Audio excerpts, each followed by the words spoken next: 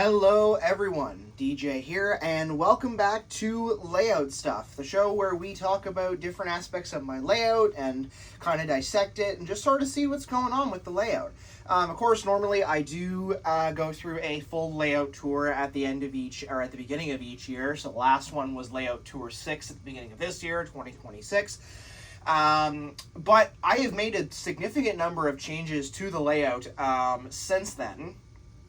And, a lot of people have been asking, because I posted a picture of it, to see what I'm about to show you in this video. Now, granted, if you've seen the thumbnail and read the title and you've seen the post before, and you've noticed the fact that my camera is on the Culdee Fell engines, then you, of course, obviously know that today we are talking about my Culdee Fell Mountain Railway section of the layout. So let me just grab the camera here and I will show you guys kind of a bigger view of what this looks like.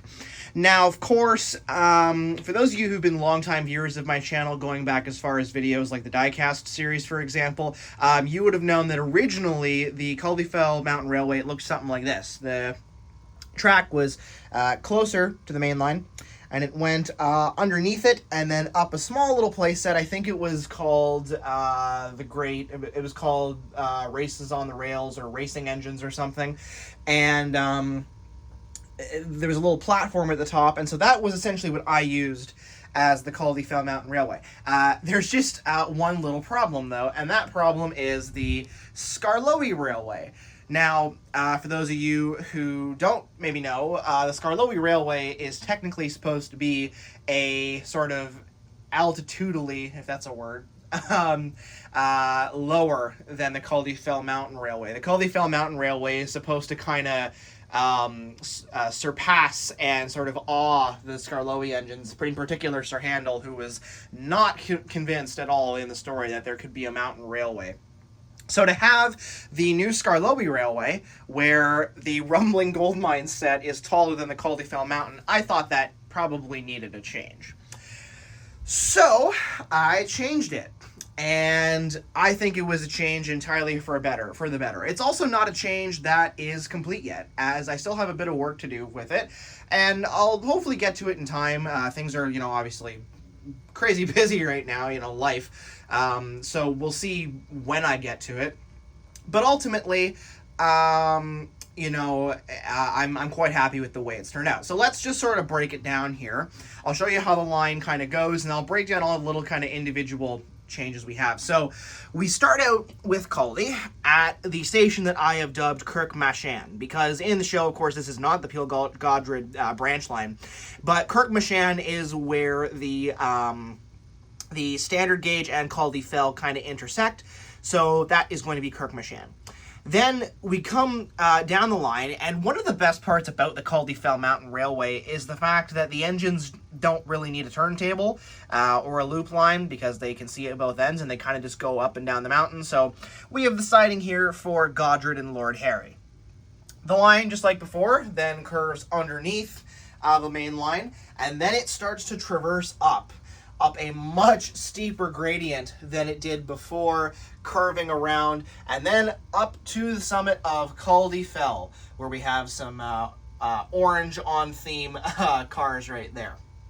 Now, of course, there was a lot of significant redesigns and changes that I had to do in order to achieve this, so let's just kind of go through it. First of all, the yard at Culdee Fell had to change in order to, or at, not at Culdee Fell, at Kirk Machan had to change in order to accommodate these little station buildings. So that's why the siding has been moved up a bit. And honestly, I think it's for the better. I like it, but not a major change here. And then, of course, we come around and we have the main sort of climb up to the summit. And that's where I had to get a little creative. So I ended up using the Take and Play Flexi Track, which honestly, I never realized how great it was for making these kinds of steep inclines, but it is really great. And if you haven't used them, I highly recommend it. So basically, I used that, and then if anybody watching this remembers, I think it was like around 2004 or 5. No, maybe it was earlier. Must have been around 2005, because I think it was around the same time as Calling All Engines came out. The Take and Play Carnival set with the giant orange spiral. Yeah, that's what these risers are from. They're from that set. So I ended up utilizing these, and they don't fit super great with the FlexiTrack, as you can see, slight tendency to pop up. But nothing some sticky tack and some hopes and dreams won't fix. So that's what's holding that all in place. And then, of course, we come to this little hill right here, and then we get up to the summit. And that's where you can see this massive kind of styrofoam box or thing that the summit sits on. And this, I'm not entirely sure where it came from. I think it was the inside piece of a box to like a Christmas house set or something. But styrofoam, of course, is a very easy material to work with and change and paint if you'd like, so that's why I kind of picked it. I also just had it laying around. And this piece in particular has a great section where eventually I plan to implement some absolutely insane Railway Series lore. So, if I remember correctly, in the lore of the Railway Series, Saint Ronan, his cave is in Culdee Fell. And thus I thought, well, why not I just turn this little cutout into Saint Ronan's cave, because he was a hermit. So eventually, that's what I'm hoping for that to become, and for the styrofoam to be painted up, or at least covered in something to make it look like an actual mountain. So that, essentially, is the Culdee Fell Railway itself. However, in order to get this to look the way it did, because I needed the space at the back, and because I had to move some stuff around for the supports, I had to change the Crovan's Gate area quite significantly. Now, contrary to a lot of other people's layouts and the actual lore of the Thomas and Friends TV show and Railway Series, the standard gauge railway does not meet the Skarloey Railway at Crovan's Gate on my layout. On my layout, it meets it at Crosney Curran, and it technically does kind of meet it at Wellsworth, but not really. This is still kind of its own section.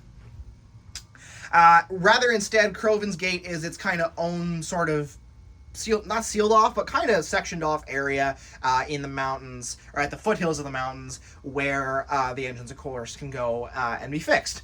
So I first of all had to turn the steamworks, and you'll notice how the buildings, a lot of them have shifted in order to accommodate this, like the little kind of houses and people and whatnot. So the steamworks had to shift, and that's where I started getting really creative. I ended up shifting the engine works building, or the soda engine works, the wash building, and then the actual works building. So now it kind of sort of has this little like kind of complex to it, which I think looks much better. And now Victor and Kevin have their own little areas, and Kevin even has his own little shed, which I think is so cool. And then, of course, the clock tower had to move, which I was pretty happy about, so the clock tower moved.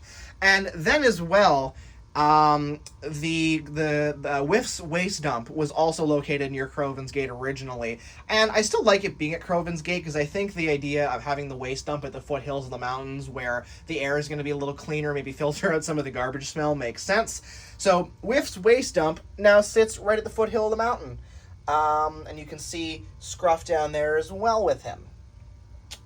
And of course, I did have to shorten that set, but if I'm being perfectly honest, let me see if I can zoom in. If I'm being perfectly honest, the waste dump has never been like my top priority, because it was never like a priority location in the show.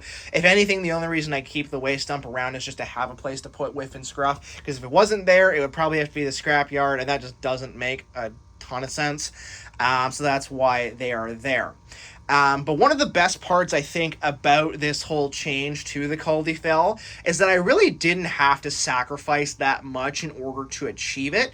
And pretty well all of the same locations and sets, yeah, all of them really, that I had before, other than the initial one for the Culdee Fell that I didn't like, so I'm glad I got rid of it, I was able to keep. You know, the steamworks, the waste dump, the clock tower, the old covered bridge, that little windmill.